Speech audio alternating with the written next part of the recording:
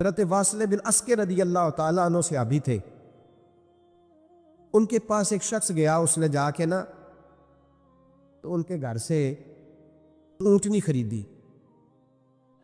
امام بہقی نے لکھا ہے جب خرید کے لائے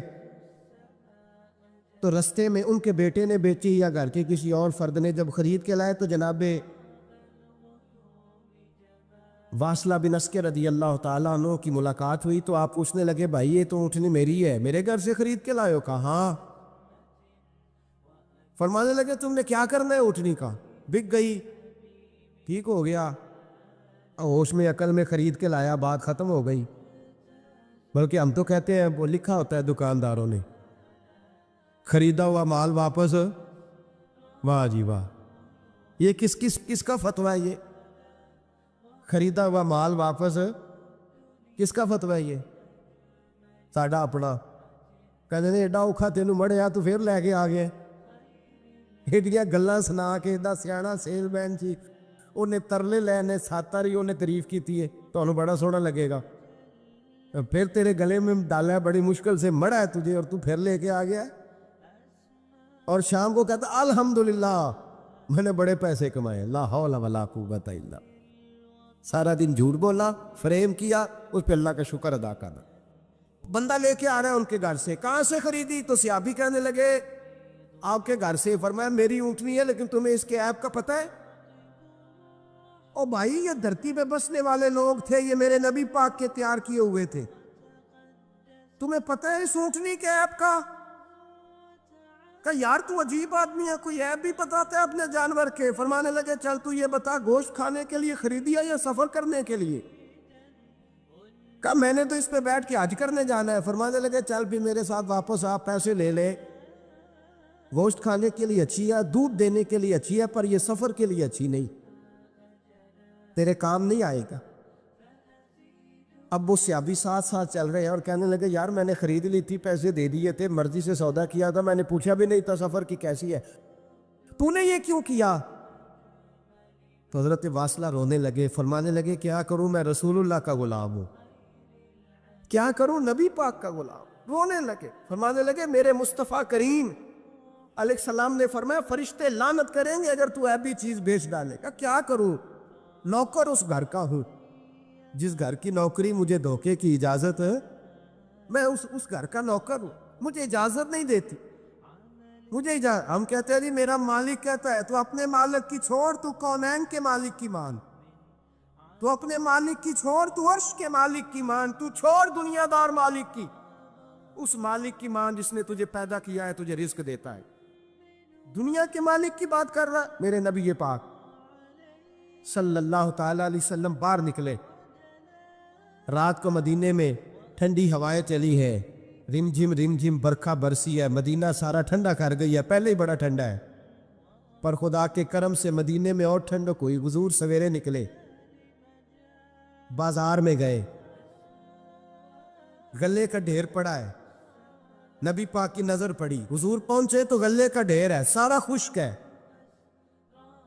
محبوب نے فرمایا رات کو بارش ہوئی ہے، تیرے غلے میں پڑی نہیں، تیری گندم خشک رہ گئی، رات اتنی بارش ہوئی۔ نبی پاک پردہ پوش ہے کہ نہیں؟ بولے سارے۔ میرے اعلیٰ حضرت فرماتے ہیں قیامت میں ہمارے عیب چھپیں گے تب جب مصطفیٰ اپنی چادر میں چھپائیں گے۔ وسعتیں دی ہیں خدا نے دامن محبوب کو، عیب کھلتے جائیں گے اور وہ چھپاتے جائیں گے۔ حضور پردہ پوش ہے نا، لیکن دھوکے باز کی نبی پاک پردہ پوشی نہیں کرتے، جو دھوکہ دے۔ اگرچہ اس صحابی کے بارے میں محدثین نے یہ لکھا ہے کہ وہ دھوکہ نہیں دینا چاہ رہے تھے، ان کو بھی اس مسئلے کا پتہ ہی نہیں تھا، جب پتہ چلا تو پھر دوبارہ انہوں نے یہ کام نہ کیا۔ اللہ کے حبیب صلی اللہ علیہ وسلم پہنچے، فرمایا تیرے غلے پہ تیری گندم پہ بارش ہی نہیں ہوئی۔ حضور نے اپنی آستین کو چڑھایا، بازو اوپر کیا، اور حضور نے گلے کے اندر ہاتھ ڈالا، اندر سے جا کے حضور گیلی گندم اٹھا کے باہر لائے، اور نبی پاک صلی اللہ علیہ وسلم نے فرمایا یہ کیا ہے؟ جب ان کی گردن جھکی تو میرے مصطفیٰ نے فرمایا سنو، من غشا فلیس منا، جو دھوکہ دے میں اسے اپنی امت میں شامل نہیں کرتا، ہم میں سے نہیں ہے جو دھوکے دے، فریب کرے، مکر کرے، دجل کرے، فراڈ کرے، بے ایمانی کرے، تھوڑے سے نفع کے لیے، تھوڑے سے. اب تو لوگ ہنستے ہیں، دھوکے پہ مسکرایا جاتا ہے.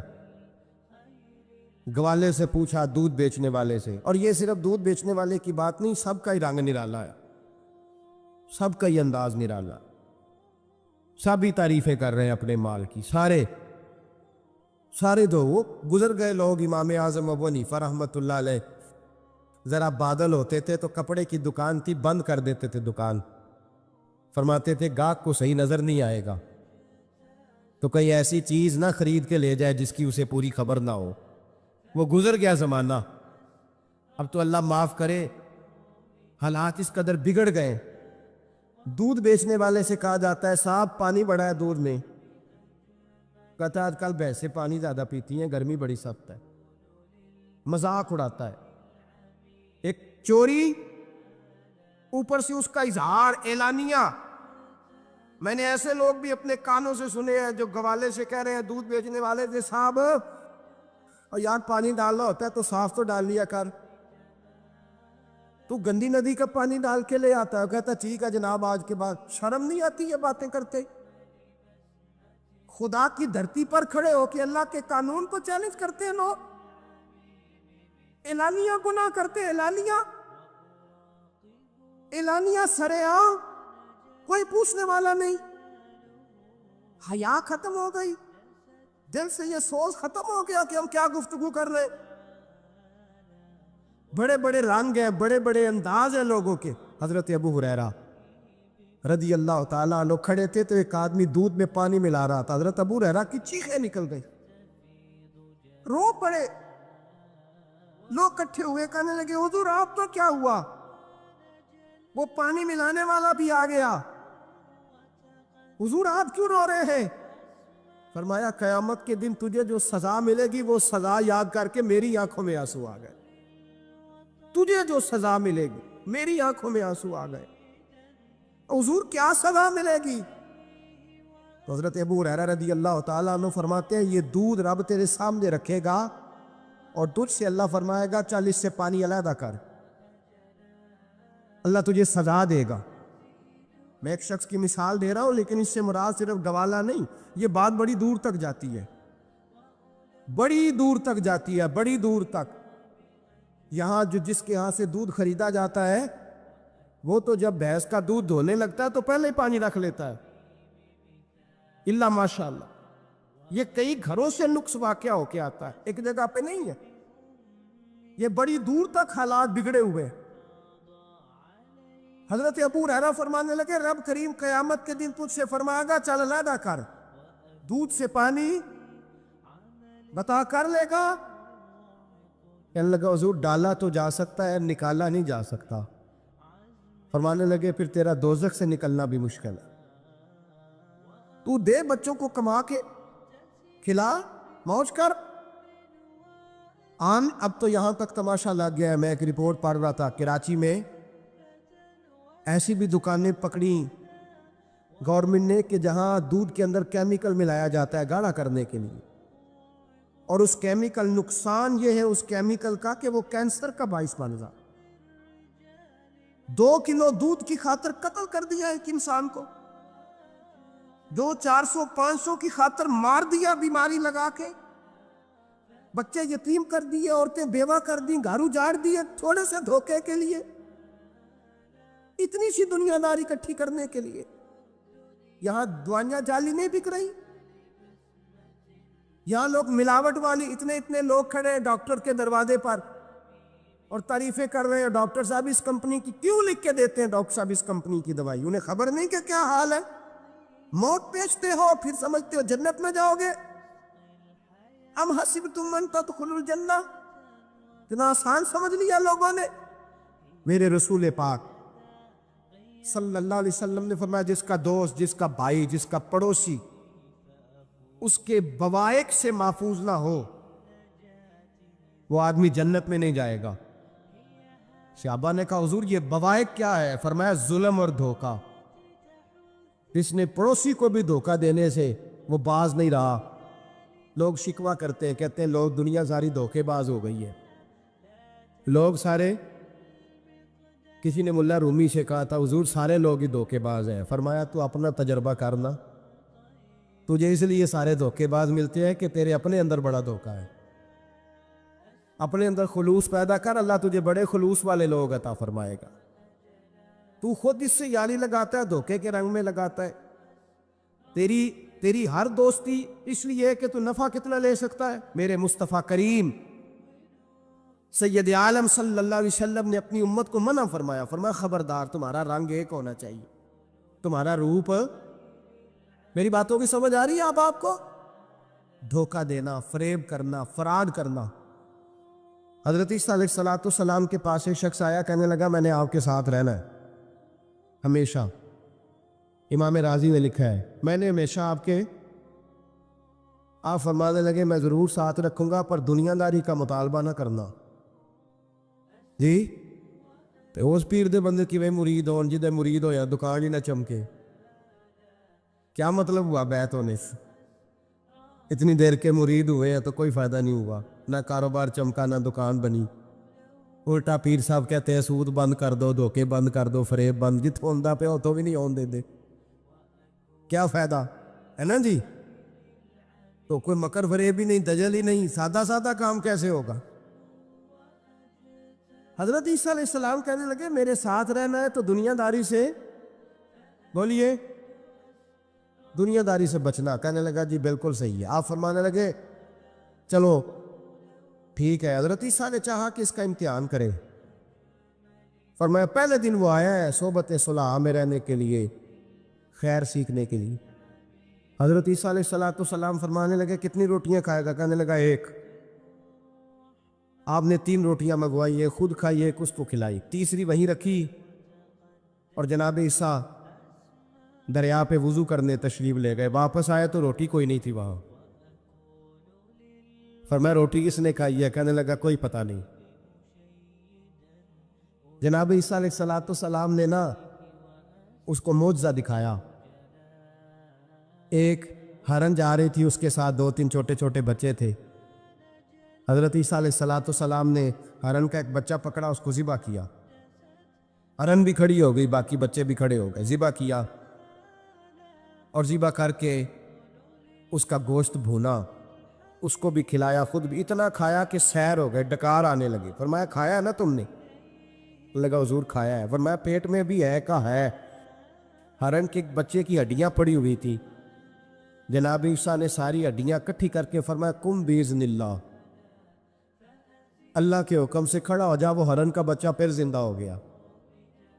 آپ فرمانے لگے ہرن کے بچے کا گوشت تیرے پیٹ میں بھی ہے، میرے پیٹ میں بچہ وہ جا رہا ہے. اب تو بتا دے روٹی کس نے کھائی ہے؟ اب تو بتا دے. کہنا جی کوئی پتہ نہیں، مجھے پتا. حضرت عیسیٰ علیہ السلام اس کو ساتھ لے گئے، دریا کے اس پار جانا تھا. فرمایا ہاتھ پکڑا چلو گزرو.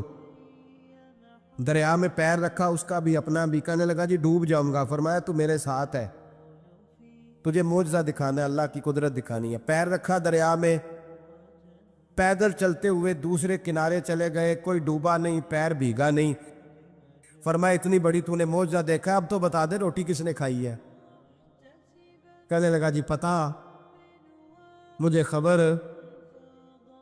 اللہ کے ساتھ سارا ہی پتا ہوتا ہے، پتہ نہیں مجھے. بولے بن جاتے ہیں نا منٹ میں. حضرت عیسیٰ کہنے لگے میں اللہ کا پیغمبر ہوں، مجھے منوانا آتا ہے. دریا کے اس پار گئے تو ریت تھی، صحرا کا علاقہ تھا. جناب عیسیٰ نے ریت کٹھی کی، چھوٹی چھوٹی ڈھیریاں لگائیں. 3 ڈھیر ریت کے لگ گئے. 3 ڈھیر. جب 3 ڈھیر لگ گئے تو جناب عیسیٰ علیہ السلام نے پھونک ماری، وہ ساری کی ساری ریت سونا بن گئی. حضرت عیسیٰ علیہ السلام کہنے لگے یہ 3 حصے ہیں سونے کے، ایک حصہ میرا ہے، ایک تیرا ہے، اور تیسرا اس کا جس نے تیسری روٹی کھائی ہے. کہنے لگا جی میں نے ہی کھائی ہے. تیسرا حصہ اس کا جس نے تیسری روٹی کھائی. کہنے لگا جی روٹی. فوراً مان گیا بے قدرہ کچھ قدر نہ جاتی، کیتی خوب تسلی ہو. اے دنیا دار پجاری زردے کتیاں دے گل ٹلی ہو. میں نہیں کھائی ہے. وہ میاں صاحب کمال کر گئے. وہ ایک شخص لے گیا میاں محمد بخش علیہ رحمہ کو تانگے پہ بٹھا کے کہنے لگا یہ پہلی بھی میری، وہ بھی میری، وہ باغ بھی میرا، یہ میرے چاچے کی، وہ میرے تائے کی، یہ میرے دادے کی، بڑے مالدار ہیں. آپ فرمانے لگے چل چھوڑ کوئی اور بات بھی کر. نہیں جی نہیں، وہ فلانی شے بھی میری. آپ فرمانے لگے یہ بتا تجھ سے پہلے کس کی تھی؟ نے لگا فلانے سے خریدی ہے. فرمایا اس سے پہلے کس کی تھی؟ چپ کر گیا. آپ فرمانے لگے دانش مندہ نہ کم نہ ہی دل دنیا نہ لاڑا، اس ووٹی کئی خامند کیتے، جو کیتا سو کھانا. چھوڑ اس کی بات نہ سنا، اس کا تو کبھی کوئی مالک ہوتا ہے کبھی کوئی ہوتا ہے. کہنے لگا جی میں نے ہی کھائی ہے روٹی. تو حضرت عیسیٰ کہنے لگے تو نے ظلم کیا، نبی کی صحبت پر تو نے ایک روٹی کو فوقیت دی، ایک روٹی، اور مجھے دھوکہ دیا اللہ کے پیغمبر کو. فرمایا جا میں نے مال کا کیا کرنا ہے، سارا ہی سونا تیرا ہے، 3 ڈھیریاں تو ہی رکھ لے. حضرت عیسیٰ کہہ کے گزرے تو پیچھے سے ڈاکو آ گئے، تلواریں ہاتھ میں 2 ڈاکو، سونا پڑا ہوا دیکھا. کہنے لگے تیرا ہے؟ کہا میرا ہے. کہا اٹھ دوڑ جا تجھے قتل کر دیں گے. منت کرنے لگا. کہنے لگا یار اس طرح کرو نا، بانٹ کے کھاتے ہیں، بانٹ کے کھا لیتے. بات طے ہو گئی، ایک ایک ڈھیری کے مالک ہو گئے. اب وہ بات چیت ہونے لگی، نام پتہ واقفیت ہو گئی، تعارف ہو گیا. اب وہ جو 2 ڈاکو تھے ان کو وہ شخص کہنے لگا بھوک لگی ہے یار کو روٹی کھاؤ. کچھ پیسے دے کے ایک کو بھیجا. وہ جو 2 ڈاکو تھے ان میں سے جو کمزور تھا اس کو بھیجا کہ جاؤ کھانا لے کے آؤ. وہ کھانا لینے گیا تو پیچھے سے کہنے لگا تیرا رشتہ دار ہے؟ کہا نہیں. کوئی تعلق؟ کہنے لگا کوئی نہیں. آدھا حصہ کیوں دیتے ہو؟ کہنے لگے کمزور سا بندہ ہے، روٹی شوٹی لا دیتا ہے، میرے کام شام کرتا ہے، تو میں اس کو آدھا. اس نے کہا دفع کرو، چھوٹے چھوٹے کام کرتا ہے تم آدھا حصہ دیتے ہو. آتا تو پکڑ کے قتل کر دیتے ہیں، سونا آدھا آدھا بانٹیں گے. ٹھیک ہو گیا جی. وہ جو روٹی لینے گیا تھا وہ بھی کہنے لگا مجھے تو نوکر سمجھا ہوا ہے نا، کھانے میں لاؤں، پانی میں لاؤں، بستر میں بچھاؤں. آج اتنا سونا ہاتھ آیا، بڑا ڈاکہ لگا، ان کو قتل کرتا ہوں نا دونوں کو تو سونا میں قبضے میں کرتا ہوں. اس نے بھی دھوکہ دینے کا ارادہ کیا، کھانے میں زہر ملایا. امام راضی فرماتے ہیں وہ زہر ملا کھانا لے کے پہنچا، روٹی رکھی تھی. ان دونوں نے یک بارگی حملہ کیا، اسے قتل کر دیا. قتل کر کے لاش دریا میں پھینکی. مست ہو کے کھانے لگے. جب سیر ہوئے تو پھر پیٹ کٹنے لگا، انتڑیاں ٹوٹنے لگے، ناک منہ کان ہر چیز سے خون نکلنے لگا. چیخے مارتے کچھ سارا سونا لے لے ہمیں بچا لے، سارا کچھ لے لے جان بخش دے. رونے لگے، تڑپنے لگے، لیکن اب کوئی بچانے نہیں آیا، کوئی داد رسی کو نہ آیا. 3 لاشیں، ایک دریا میں، دوسری وہاں، مر گئے، مردہ ہو گئے. حضرت عیسیٰ علیہ السلام چند گھنٹوں کے بعد گزرے تو لوگوں نے کہا حضور یہ کیا ہے؟ فرمایا دنیا داری کا انجام، لالچ کا انجام، دھوکے کا انجام، فریب کا انجام. او بھائی بیماری لگ گئی سیٹھ صاحب کو، مالدار صاحب کو، چودھری صاحب بیمار ہو گئے، کروڑوں روپیہ پڑا تجوری میں، لیکن شفا کبھی خریدی نہیں جا سکتی. ساری زندگی شفا رہی اور اچانک پتہ چلا ہے کہ ذرا تھوڑی شوگر ہو گئی. اتنی مایوسی. جس نے ساری عمر شفائیں دی ہے، راضی رہنا چاہیے. اس کے کرم کی طرف توجہ، اس کی عطا کی طرف توجہ، اس کے فضل کی طرف ذہن. اپنے کریم رب کے ساتھ انسان کا اس طرح کا معاملہ کہ وہ کرم ہی کرے، وہ رحم ہی کرے گا، وہ عطائیں ہی فرمائے گا. اور کریم جب غالب آتا ہے نا تو کرم ہی کرتا ہے. بھائیو یاد رکھیے گا اور سمجھیے گا، اپنی توجہ ہر وقت اپنے مالک کے کرم کی طرف رکھے، ہر وقت اللہ کی عطا کی طرف۔ یہ جو مایوس لوگ پھرتے ہیں نا اور مایوس باتیں کرتے ہیں، اور یہ جو کہتے ہیں کہ میں بڑا تھک گیا ہوں اور میں بڑا تنگ آ گیا ہوں اور اب مجھے لگتا ہے کہ یہ چیزیں میرے کنٹرول میں نہیں آئیں گی، اور حضرت میں نے بڑی کوشش کی، جو قدم آگے لے جاتا ہوں وہی میرا پیچھے ہوتا ہے، اور بعض کہتے ہیں جی میرے ساتھ ہی ایسا کیوں ہوتا ہے، آخر میں ہی ساری زندگی اس طرح کیوں ہوں، فلاں جگہ بھی ناکام ہوا، فلاں جگہ بھی۔ او میرے بھائی، جس طرح کا انسان گمان کرتا ہے رب بھی اسی طرح کا معاملہ فرماتا ہے۔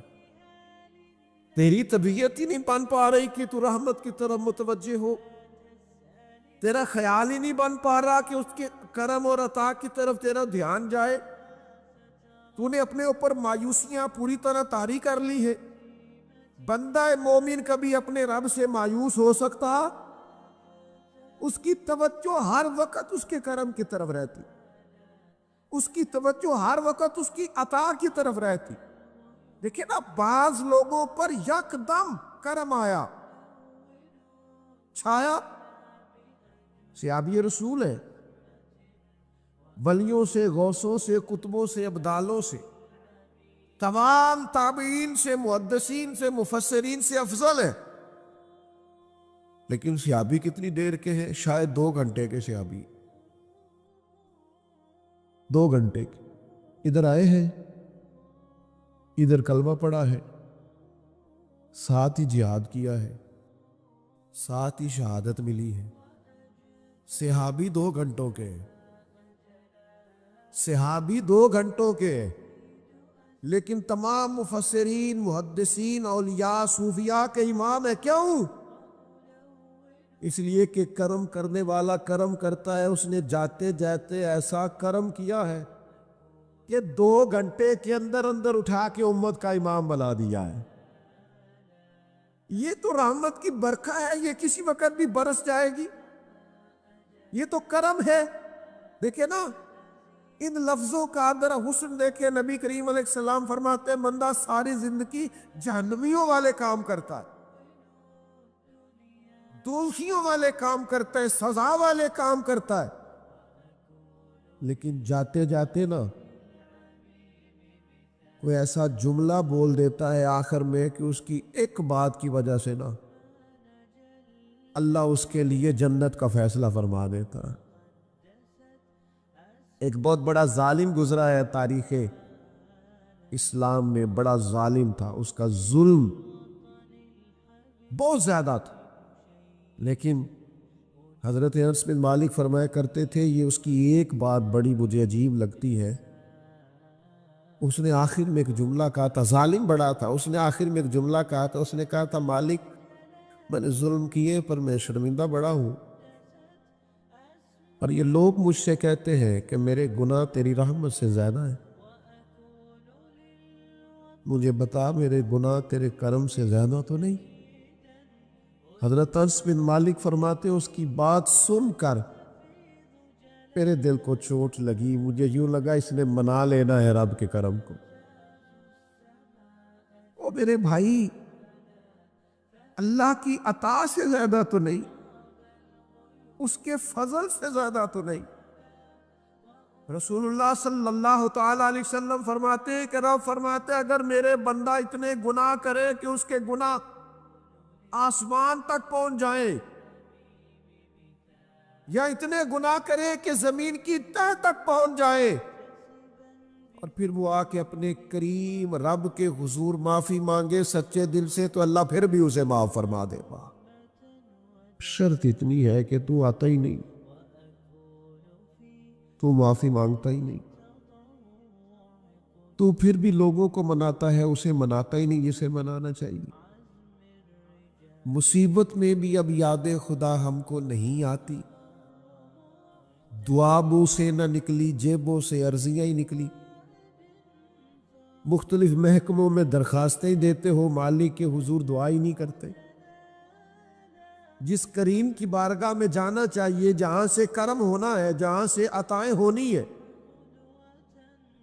اس طرح متوجہ ہی نہیں ہوتے۔ اپنے قریب کو منانے کی صحیح نہیں کرتے؟ میرے بھائیوں، اللہ کی رحمت پر ہر وقت کامل توجہ، اللہ کے کرم پر ہر وقت توجہ۔ وہ بخش دے گا، وہ مہربانی کرے گا، وہ عطائیں کرے گا، وہ اپنے بندوں سے درگزر فرمائے گا۔ یہ شوق ہر وقت طبیعت میں قائم رہنا چاہیے، کبھی بھی اس کی رحمت سے نا امید۔ نوجوانوں سے بالخصوص کہوں گا، کیا ہو گیا اچھی نوکری نہیں ملتی، کوئی حرج نہیں، اگر وقتی طور پر پیسے کم ہیں تو کیا حرج ہے، کوئی مسئلہ نہیں۔ یہ کو بہت زیادہ جس کے پاس پیسے آ جاتے ہیں وہ تو کہنا شروع ہو جاتا ہے پیسوں میں سکون ہی نہیں۔ پوچھ لیں آپ، اگر تھوڑی دیر کے لیے کسی بیماری نے آن بھی لیا ہے تو بھائی بات بڑے کمال کی ہے، محبوب کی طرف سے شفائیں رہی ہے، اگر ایک کڑوا گھونٹ آ گیا تو پھر کیا ہوا؟ ایک اگر وہاں سے کڑوا، وہ بڑی معروف بات ہے نا، سلطان محمود غزنوی کنوں کھا رہے تھے تو انہوں نے پہلا ٹکڑا کنوں کا، اس کا پہلا حصہ جو اسے کھولا، اس کی جو کاشیں ہوتی ہیں اس میں سے پہلا ٹکڑا ایاز کو دیا تو ایاز گٹ گٹ کر کے کھا گیا، دوسرا بھی دیا تو کھا گیا، تیسرا بھی دیا، چوتھا مامون نے اپنے منہ میں ڈالا تو تھوک دیا، کہنے لگا خو اتنا کڑوا، کسیلا، بد ذائقہ، اسی نے اگل ڈالا اس کو۔ تو بعد میں کہنے لگا یار تو سارے کڑوے کھا گیا ہے۔ تو یاز کہنے لگا بادشاہ تیرے ہاتھوں ساری زندگی میٹھے ملے، اب یہ 2-3 کڑوے مل جاتے اور میں اس طرح سے ان کو اگل ڈالتا تو یہ کوئی آئین وفاداری۔ امام غزالی کہتے ہیں نبی پاک کی بارگاہ میں ایک سادہ بندہ آ گیا، ہم سادے بندے کہتے ہیں، عرب کے لوگ بدو کہتے تھے، ایک بدو آ گیا، اس نے آتے ہی السلام علیکم کے بعد فوراً حضور سے پوچھا یا رسول اللہ یہ بتائیں قیامت والے دن حساب کس نے لینا ہے؟ سبحان اللہ، قربان جائیں، انداز دیکھیے نا اپنی روایتی سادگی میں، قیامت میں حساب کس نے لینا ہے؟ تو نبی کریم نے فرمایا حساب اللہ نے لینا ہے، سادی سی بات۔ تو اس بندے نے نا اپنی چادر کو سمیٹا، کندھے پہ رکھی اور چلنے لگ گیا۔ تو حضور فرمانے لگے کوئی بھئی تو نے سوال پوچھا ہے، کوئی تبصرہ بھی تو کرنا۔ ایک بندہ سوال کا جواب لیتا ہے نکل جاتا ہے۔ کہنے لگا یا رسول اللہ آپ نے بتا تو دیا ہے کہ حساب اللہ نے لینا ہے۔ تو حضور فرمانے لگے پھر؟ تو کہنے لگا یا رسول اللہ کریم جب غالب آتا ہے تو کرم ہی کر دیا کرتا۔ اس کا ترجمہ اپنی زبان میں کروں، اپنی بولی میں کروں؟ وہ حضور کی بارگاہ میں عرض کرنے لگا یا رسول اللہ جے اللہ نے حساب لینا پھر خیر ہے۔ کہنے لگا یا رسول اللہ کریم جب غالب آتا ہے تو کرم ہی کرتا ہے، قربان جاؤں حضور کی اس مقدس زبان پر، وہ دہن جس کی ہر بات وحی خدا، کریم بولے اور بول کے فرمانے لگے بندہ سادہ تھا بات کتنی بڑی کر گیا ہے، خدا کی رحمت کی طرف متوجہ کر گیا لوگوں کو، کیا بڑی بات بیان کر گیا۔ کریم جب غالب آتا ہے تو ہم نے یہ دیکھا ہے کہ کلاس رومز کے اندر جو اساتذہ کچھ مزاج کے سخت ہوتے تھے، ان کے طلباء سے اگر کوئی کوتاہی کسی وقت سرزد ہو جاتی تو ان بچوں کا وجود گرمیوں میں بھی اس طرح کانپتا جیسے سردیوں کے ٹھٹھرتے موسم میں کانپتا ہے کہ مجھے اب سزا ملے گی۔ ان کو تو پتہ چل گیا ہے میری غلطی نکل آئی ہے۔ یہ تصور انسان کے رونگٹے کھڑے کر دیتا، لیکن اگر وہی استاد یا وہی والد آتے ہی بچے کے سر پہ دست شفقت رکھے اور کہ بیٹا کوئی بات نہیں، چھوٹوں سے غلطیاں ہو ہی جاتی، آئندہ ایسا کام نہ کرنا، اور اگر اس سے بھی زیادہ وہ تھوڑا سا آگے بڑھے اور اپنی گردن کو جھکا کے اس بچے کے سر پر ایک بوسہ دے ڈالے، تو اس بچے کو یوں سکون ہوتا ہے کہ جیسے وہ سمجھتا ہے میں ہر گرداب سے نکل کے ٹھنڈک کی طرف آ گیا ہوں۔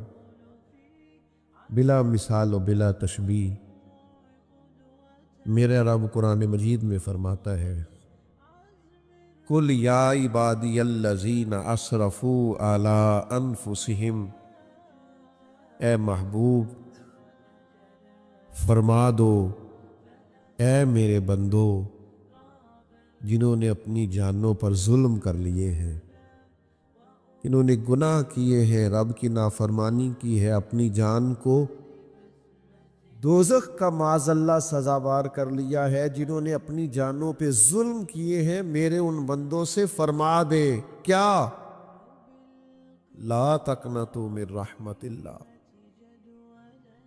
ان سے فرما دے کہ یہ اپنے اللہ کی رحمت سے نا امید نہ ہو۔ یہ تھی معافی، اور وہ جو میں نے کہا نا ذرا گردن جھکائے اور پھر پیشانی بھی چوم لے، بلا مثال و بلا تشبیہ آگے فرما ان اللہ یغفر الذنوب جمیعا، یہ اس ہونے والی اس موجودہ غلطی کی ہی بات نہیں، بے شک اللہ سب گناہوں کو معاف فرما دے گا۔ تو مالک یہ ایک دفعہ ہی ہوگا، یہ آج ہی رحمت آئی ہے، یہ کسی ایک مخصوص وقت، ایک مخصوص موقع یا کسی مخصوص تاریخ کے لیے ایسا ہے؟ فرمایا نہیں، انہو هو الغفور الرحیم، اللہ ہے ہی بڑا بخشنے والا، رحمت فرمانے والا۔ یہ اس کریم کا ہمیشہ کا طریقہ ہے کہ وہ غفور بھی ہے اور وہ رحیم بھی، معاف کر دیتا ہے۔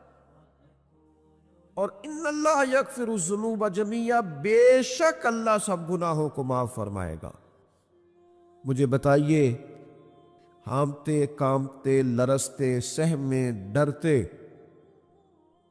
کب کپی وجود پہ طاری ہوئی بندے میدان محشر میں جمع ہو، انہوں نے خبر ہو کہ ڈائری تو کھل گئی، آڈیو ویڈیو تو چل گئی، پتہ تو سارا آ گیا، فرشتے دفتر اعمال لے کر پہنچ گئے، چھوٹی سی چھوٹی ذرے کے برابر بھی کوتاہی تو یہاں تک آ گئی، بندہ ڈرے کانپے اور اچانک آواز کرم آئے، ان اللہ یغفر الذنوب جمیعا، بے شک اللہ سارے گناہوں کو معاف فرمانے والا ہے۔ تو کیفیت کیا ہے، انداز کیا ہے؟ اس وقت انسان کے دل کو جو تسلی ہوتی ہے وہ تسلی کیا؟ ان اللہ یغفر الذنوب جمیعا، بے شک اللہ سب گناہوں کو بخش دیتا ہے۔ دوستو، شدید بے سکون، بے چین، مضطرب، الجھے خیالات، سخت بیمار، سخت کمزور، مالی مشکلات کا شکار لوگ، جسمانی بیماریوں سے لڑنے والے لوگ، اور رشتہ داروں اور احباب اور ان کی بے وفائیوں کا شکوہ کرنے والے لوگ، اگر ان ساری تکلیفوں سے نکلنا چاہیں تو حل ایک ہی ہے، ادھر ادھر نہ دیکھیں، اپنے رب کی رحمت کی طرف دیکھیں۔ اس لیے اللہ تعالیٰ سمجھ عطا کرے اور اللہ تعالیٰ اس حاضری کو قبول فرمائے۔